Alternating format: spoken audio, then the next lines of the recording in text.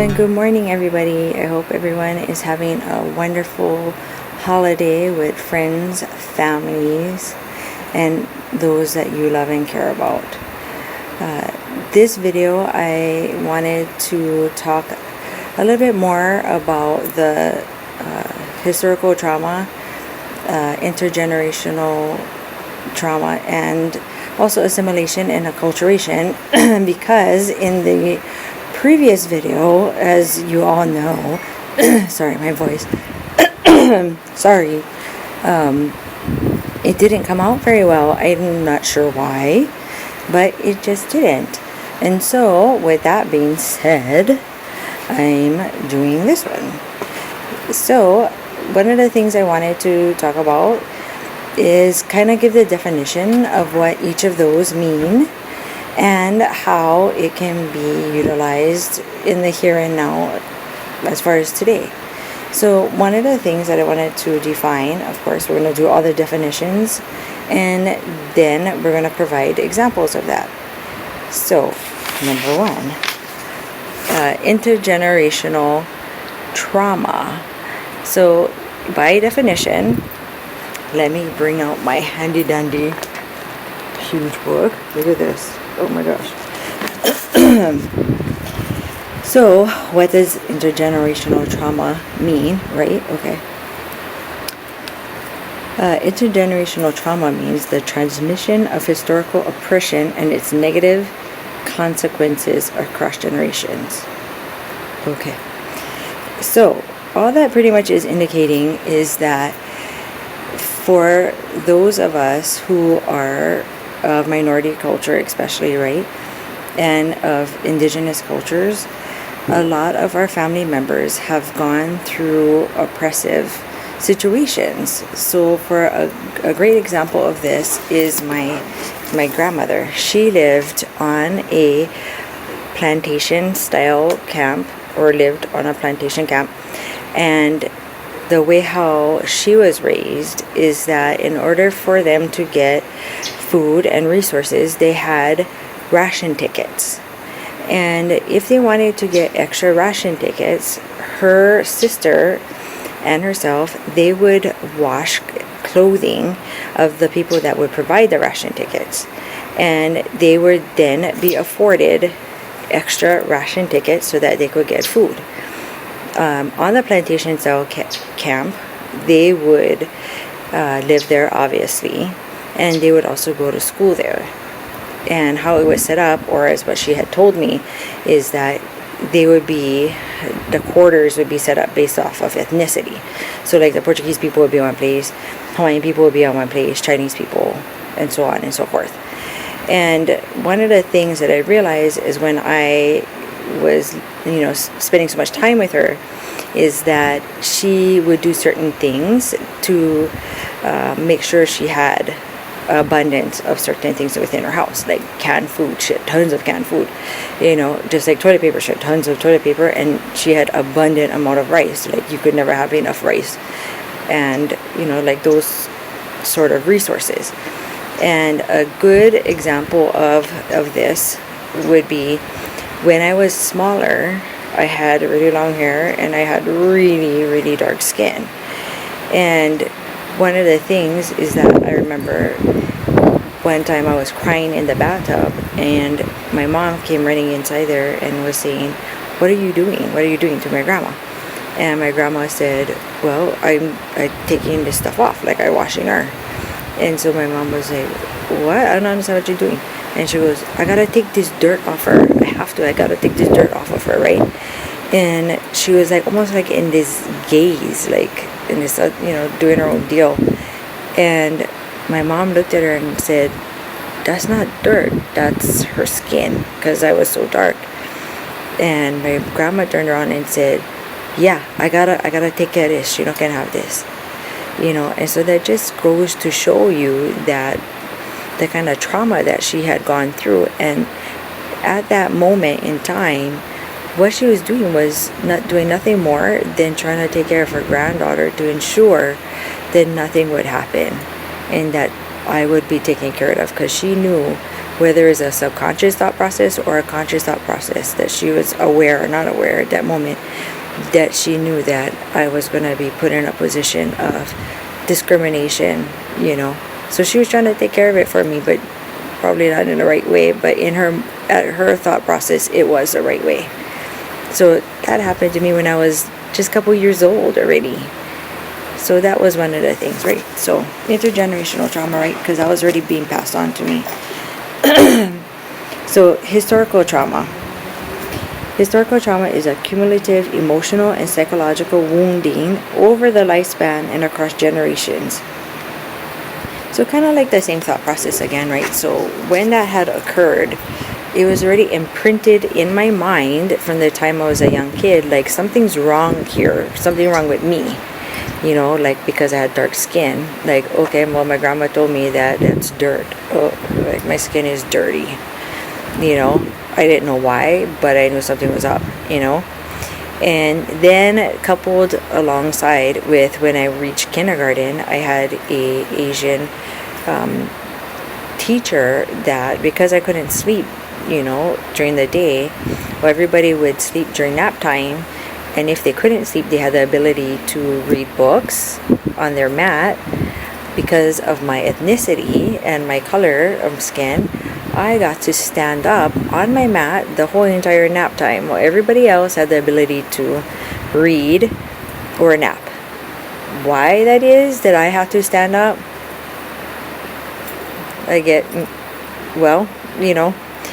so there we go, right, with the historical trauma, because then it became almost like an onion, right? Here goes the layer, one more layer to add on to the fact that, okay, something's wrong with me, something's up here. And so as time progressed, there was more and more situations where I was put in that was almost repeated and solidified that something was up, like something was wrong. And it wasn't wrong necessarily with me internally as an individual. It was my exterior shell that I wasn't like the rest of everybody else. And so you have those stories, right, that I'm sure everybody else have these kinds of stories, coupled with the fact that you have the outside society telling you, if you're of native descent or even of another minority descent, hey, you're this, oh, guess what, you're less than, you don't belong here with us, and you don't blend, you know what I mean? So here you are, not feeling like you are part of that community, right, the outside bigger society, and then you have your own society telling you you don't necessarily fit in because you don't meet certain criterias or whatever. So you have that trauma as well. And so there's an ongoing issue as well included with that. And the other thing, like I was talking about in the other video, is that not only are we faced with those adversities, but we're also faced with the adversities of having labels, right? So in our own thought process as we get older, we come to realize like, hey, I want to probably explore these different viewpoints as far as religion or my own thought process about spirituality, so now you have to uphold those standards, and sometimes in our society they don't agree with those standards. Or my sexual orientation is where I like women, or I only like men, or whatever, or I like both, or whatever the case might be. So now you have that hat you have to wear, and you have to struggle to try and uphold that, because our society is not necessarily embracive. It would like to embrace that, just like some people are very much have a viewpoint on eating certain kinds of foods where maybe they don't like to eat meat, so they are choosing to become vegan or pescatarian or vegetarian.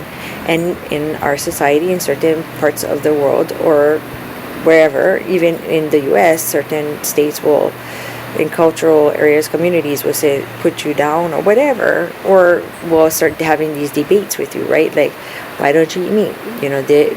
Animals are put on this earth for us to eat. That's what they're there for. And so because you're making that choice to not eat meat or fish or whatever, now you have that hat you have to wear, and so it's not just ethnicity issues you're dealing with, right, or your minority issues. You also have to deal with those other labels as well, socioeconomic class. You don't fall into that category of the very affluent, but you're not, middle, but you're not real low. And then the struggle to go from maybe your family was of a lower class, socioeconomic class, but because you worked so hard, you moved yourself to a different socioeconomic class. And then you have people in that class that will say, I don't care. You don't belong here. You don't fit here. So there's that struggle as well. So moving on, right? So now we have to deal with, here's my other paper, acculturation and assimilation. So this kind of where my segue goes into those two areas, like how I was telling you, right? Like those different labels. So acculturation is members of one cultural group that adopts the beliefs and behaviors of another group. So you start adopting their common attitudes or values.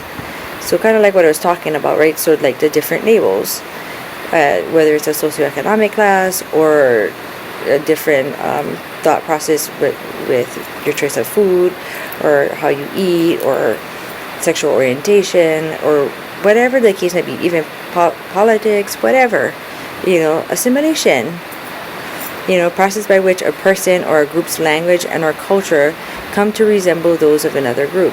So you kind of, the simple way of putting that is that you're dressing or talking or walking to blend in to that bigger cultural group or that bigger society that's there.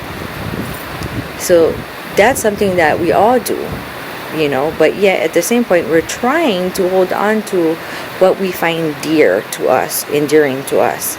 So for example, like with myself being a Kanakamole, right? Like I'm up here, you hear my accent, real hardcore, right? And no matter how much I try to get rid of it, it'll always be there. I'm sorry, that's how it is. You know what I mean? And yet, because of my educational background and stuff, I have a doctorate, right? And my licensure and stuff. With all of that, people will make certain assumptions, right? And so it's even more of a struggle to try and keep myself in that field because people will make certain assumptions based off of that. Not only that, I'm a female, you know what I mean? So I have those labels too as well. So you have to try and learn how to be able to assimilate into that subculture, right? Which is that field, and yet be able to hold on to that cultural values and morals and beliefs that I hold very, very dear to my heart, because I'm not going to let go of that. That's important to me. I'm sorry, you may not like it, but that's who I am, and I'm going to hold on to that. I don't care where I am. So I'm up here in the mainland. I understand that. And yes, I understand that I'm a doctor. I get that too. But guess what? Just because I'm a Kanakamo'ole and I'm a doctor doesn't mean that I'm going to remove who I am as the core of myself, my sense of self. I'm always still going to be a human being. I always going to be Hawaiian.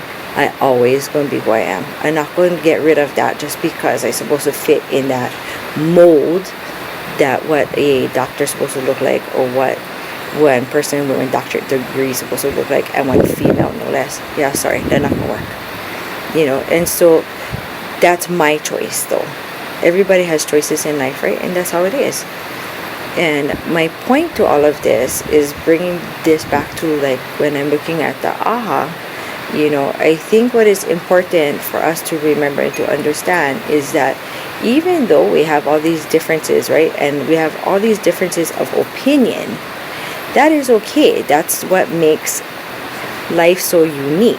That's what makes life interesting, and that's what makes people interesting. We don't want things to be status quo where everybody's all so similar and everything is so the same, because then it would be so boring. And each of us have gifts, and that's what is really important. However, we have to think what is in the best interest of our people right now. That's what's important. So when I do these videos, right, and when I got into this, the thought process I thought about all of this is this very thing. And what I thought was, what is in the best interest of our people? What is in the best interest of future generations? Because I may not agree with everything that's going on. That's fine. What I do need to make sure, if I get into that seat, is that I'm trying to be the voice for those that cannot be in that right now. That's what's important. And that's all I care about. You know what I mean? Because I want to make sure our people have the ability to have a voice and be heard for generations to come. That's all I care about. You know what I mean? And we need to be sure that we all unify together. That's all. That is the most important thing that we need to look at, is that we unify as one. Because if we continue to have disagreements within ourselves, how are we supposed to be able to fight and get what we need long term? That's the thing that we need to look at. We need to be able to have unity, and we need to be able to recognize and accept that we are all different, and that is okay. But when we're looking at how are we to move forward into this with this whole the only way we're going to be able to get through this and get through this in a positive manner and have a successful outcome is if we put our differences aside and we unite as a people, as one, so that we can then interact, show unity and strength like how we have always been for generations before.